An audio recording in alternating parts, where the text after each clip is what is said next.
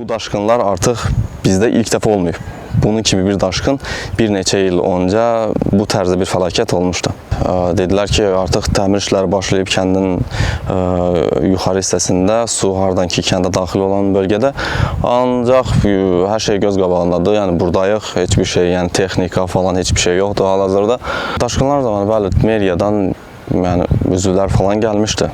Burada kəndə hansı ki kimə zərər dəyib, bu daşqınlar olan hissiyə, territoriyada gələnlər olmuşdu, baxdılar, ölçüləri, pişdilər, danışdılar. Yardım hal-hazırda gördüyümüz qədərilə yalnız texnikalarladır, yolların təmiri falandır, kəndin içərisində hansı ki nəqliyyat vasitəsinin